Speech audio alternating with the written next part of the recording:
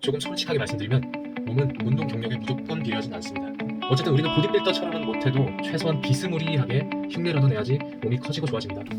일반인인 제가 처음에 몸이 커지지 않았던 이유와 해결법을 설명해 드릴게요. 안녕하세요, 동기부여왕 남동기입니다. 누구나 원하는 모습이 있고 성취하고 싶은 어떤 것이 있습니다. 전 남자답고 덩치 큰 근육질의 몸을 원했죠.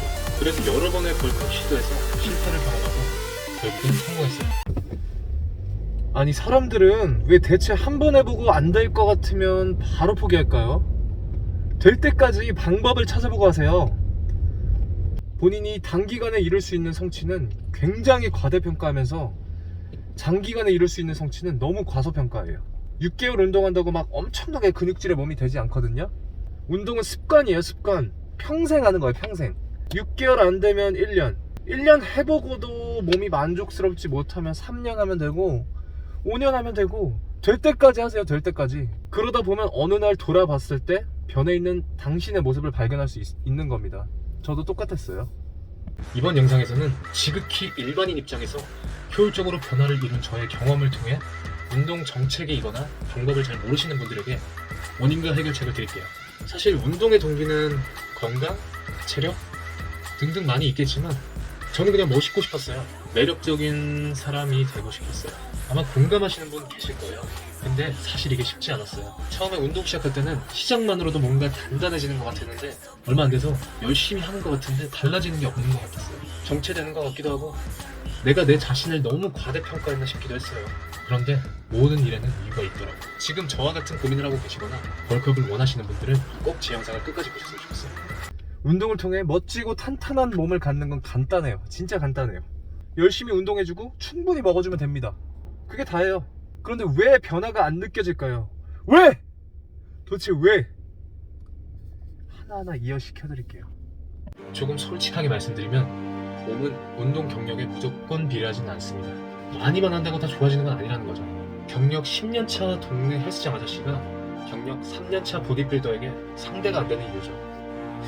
물론 예외는 있겠죠. 어쨌든 우리는 보디빌더처럼은 못해도 최소한 비스무리하게 흉내라도 내야지 몸이 커지고 좋아집니다. 일반인인 제가 처음에 몸이 커지지 않았던 이유와 해결법을 설명해 드릴게요. 자, 운동과 영양 두 가지 측면에서 말할 거예요. 우선 운동이야말로 참 애매한 부분이 많아요. 근육이 합성되는 건 호르몬의 영향이 엄청나게 많이 있죠. 또 개인의 수행 능력 차이는 결과에 무조건 영향을 미칩니다.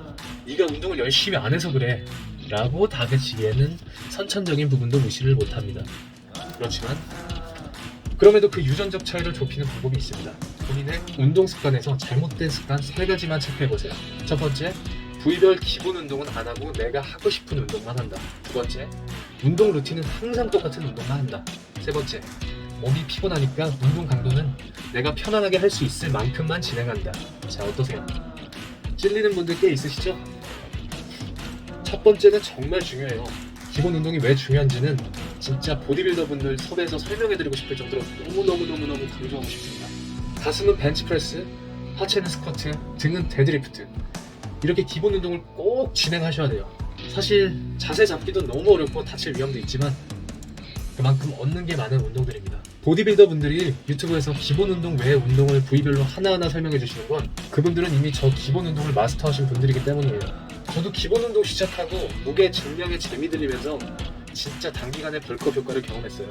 디테일한 운동은 몸이 어느 정도 벌크업 되고 나서 진행해도 늦지 않고 또 벌크업 되고 나서 하면 오히려 더 효과가 좋을 거예요. 두 번째는 정말 잔소리를 많이 하고 싶어지는 부분인데요. 인간은 적응의 동물이라는 말 들어보셨죠? 헬스에서는 그게 드러납니다. 똑같은 기구로 똑같은 중량, 똑같은 반복만 주구장창 하게 되면 우리 몸은 적응을 해버리고 근육을 최대한 덜 사용해서 효율적으로 헬스 운동을 하는 상태가 돼버려요. 즉, 근육이 자라질 않아요. 한마디로 계속 유지만 하는 거예요. 물론 유지를 위해 운동하시는 분들도 계시지만 대부분의 분들이 운동을 하시는 목적이 어제보다 더 멋지고 커진 근육을 위해 하시는 거잖아요. 변화를 줘야 됩니다. 변화를. 저 같은 경우에는 예를 들어 등 운동 루틴을 풀업 15개 3세트로 웜업하고 CT 드로우, 랩 다운, 덤벨로 이런 식으로 3개월 진행하고 데드리프트 케이블 풀업으로 강도 높이고 종목을 축소하고 또 3개월 진행하고 또 바꾸고 이런 식으로 제 몸이 적응 못하고 계속 근육을 키워야 한다고 인식을 시켜줬습니다. 그렇게 해야지 근육이 더 효율적으로 성장합니다. 세 번째는 직장인들의 고충이죠. 사실 저도 많이 공감을 하는 부분입니다. 몸이 피곤하니까 운동 자체가 하기 싫어지고 운동 가서도 딱 어느 정도만 진행하고 했다라는 위안만 받고 오는 거죠. 내 사실 안 하는 것보다는 하는 것 자체가 리스펙할 수 있는 부분입니다. 그치만 기왕이면 운동을 했으니까 효과를 봐야죠. 강도가 증가되지 않으면 몸은 크질 않아요. 힘든 몸을 이끌고 가서 어제보다 더 큰 강도로 운동까지 하기가 쉽지 않죠. 그래서 저는 기록을 하는 걸 추천드립니다. 운동 일지를 기록을 해두면 내가 어느 정도 강도로 운동을 진행하고 있는지 한눈에 볼 수 있고, 또 운동 가기 전에 오늘은 이 정도 강도로 올려야 되겠다 계획을 하고 가거든요. 계획을 하고 가는 것과 그냥 가는 것은 천지 차이입니다. 운동 기록으로 계획하면서 운동 강도를 올려보세요. 성공 확률 엄청 올라갑니다. 자, 이번에는 영양에 대해 말씀드릴게요. 우리 몸은 생각보다 정직해요. 몸이 안 커지고 벌크업이 정체되면 문제는 먹는 양과 운동량의 밸런스가 딱 맞는 거예요. 운동량보다 먹는 양이 많도록 밸런스를 깨트려야지 몸이 커집니다. 솔직히 일일이 재면서 먹기 귀찮고 힘들잖아요. 딱 일주일만 본인이 먹는 거 하나하나 사진 찍어서 시간까지 기록해보세요. 대략적인 습관들과 어느 정도 양을 먹는지 파악이 될 거예요. 여기서 세 가지 문제점이 해당되는지 한번 체크해보세요. 첫 번째, 먹는 횟수는 3회 이하. 두 번째, 단백질만 고수한다. 세 번째, 운동 전후 식사는 중요하지 않게 생각한다. 우선 먹는 횟수 3회 이하에 해당되시는 분들은 횟수만 늘려줘도 바로 벌컥 진행됩니다. 우리 몸이 시간당 영양분을 흡수할 수 있는 능력이 정해져 있어요.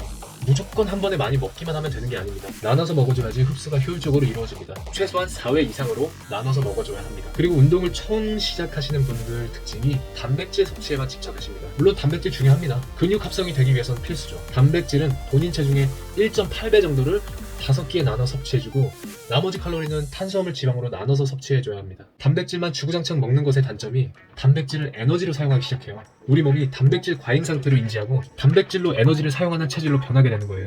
그러면 단백질 섭취가 이루어지지 않았을 때 근육을 녹여서 에너지로 사용하게 돼요. 결국엔 근손실이 오는 겁니다. 여러분, 탄수화물 정말 중요합니다. 탄수화물 충분히 먹어주세요. 한 번 섭취에 단백질보다 무조건 많은 양을 섭취해줘야 되고, 단백질 섭취를 통한 근합성도 탄수화물이 같이 섭취되었을 때 더 효과가 크다는 것도 논문에서 밝혀진다고. 단백질만 중요하게 생각하지 마세요. 그리고 운동 전후 식사는 정말 중요합니다. 운동 전에 식사 없이 고강도 웨이트 트레이닝을 하시면 근손실은 무조건 일어납니다. 그리고 운동 후에 아무런 영양 섭취 없이 마무리해도 근손실은 무조건 일어납니다.